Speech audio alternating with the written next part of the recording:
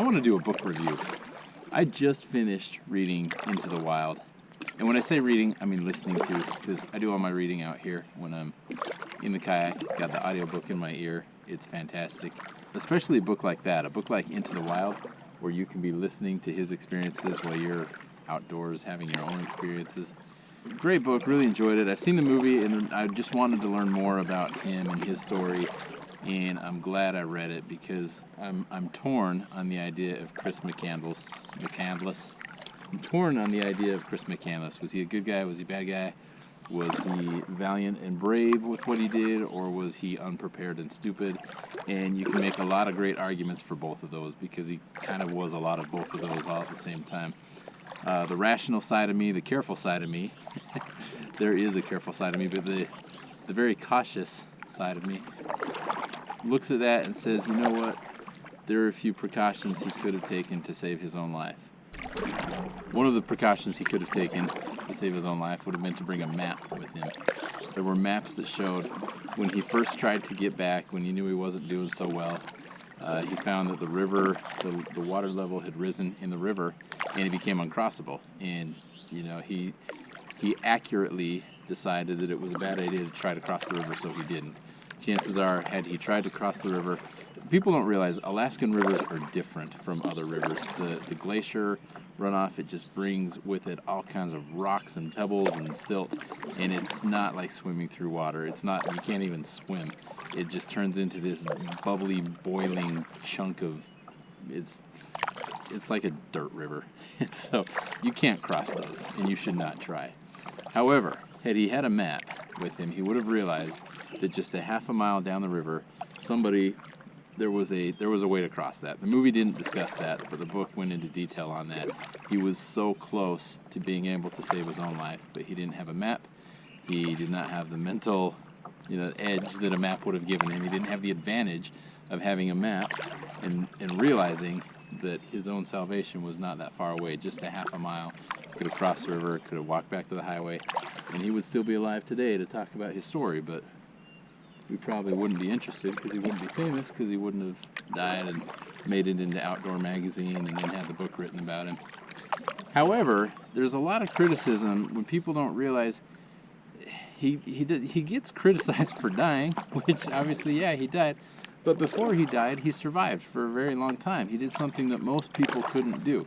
He showed up intentionally underprepared because it was his desire to say, I'm going to just live off the land. I'm going to just take what the earth gives me and we're going to make it work. And he did. He should get credit for that time, for the time that he stayed alive. The other thing, the movie Into the Wild, it makes it sound like, if you've seen the movie, it makes it look like he made the mistake of misidentifying a plant. And that's one theory on why he died, is that he ate a plant that had a toxin in it. He didn't realize he had mistaken it for another plant, and it made it so his digestive system could not take up the nutrients it needed. So even though he was eating, he starved himself. That's one theory on how he died. One that I think is probably more accurate, just based on the bigger picture of who he is. He had written in his journal that he thought that it was the mistake of eating the pot seed, the pot seed, which pot, they believe, is the abbreviation for potato seed, because there were potato plants in that area and you can eat potato seeds.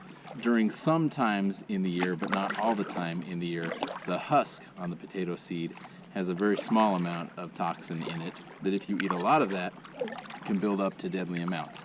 Now that's something, because it's only some times in the year and you have to eat a lot of it.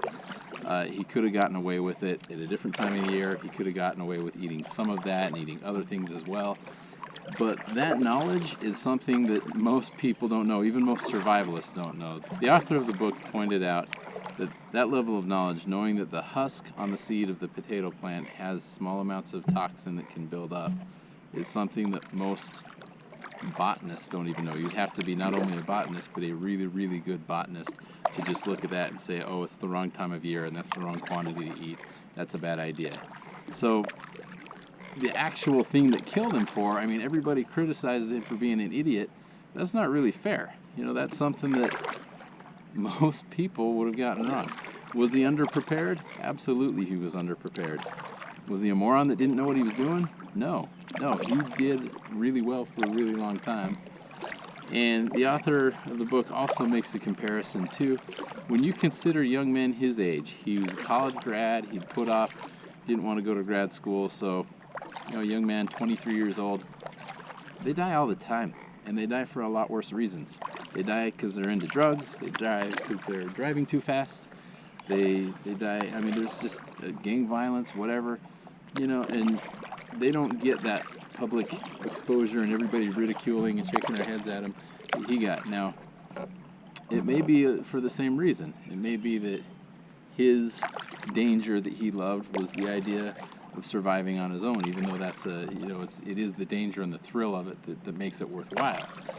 Going out into Alaska without a map and not realizing that the water level is getting too high to cross and you can't cross it. I think for Chris, if he would have taken a map with him, that would have taken the authenticity out of the trip.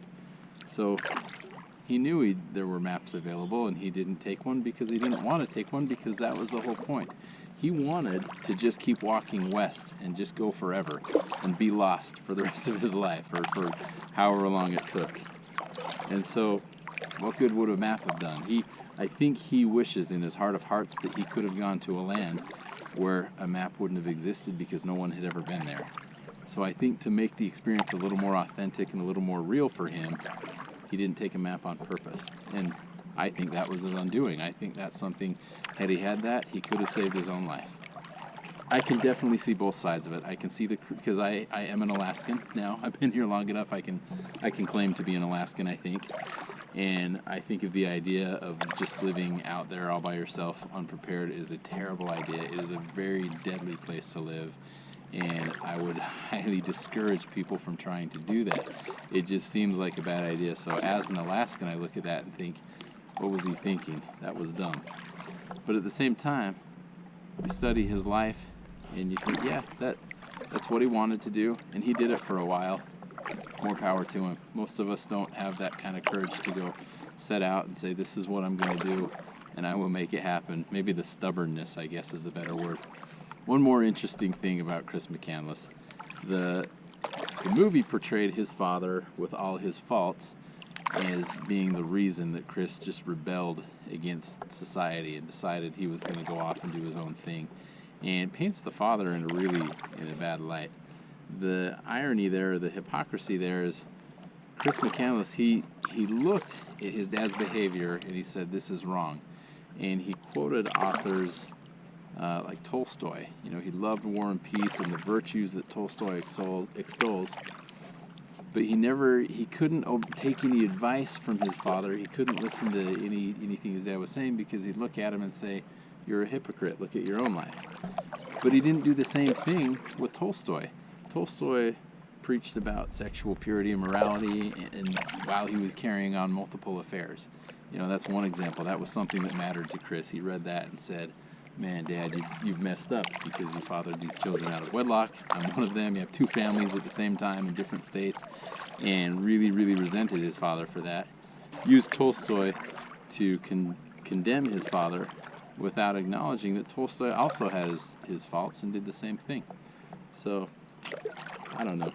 To me, the book Into the Wild was less a survival story and less the story, well, it wasn't a survival story because he didn't survive, but it was less a story about surviving in the wilderness and how to survive in the wilderness, and more, it was a statement on fathers and sons and that relationship.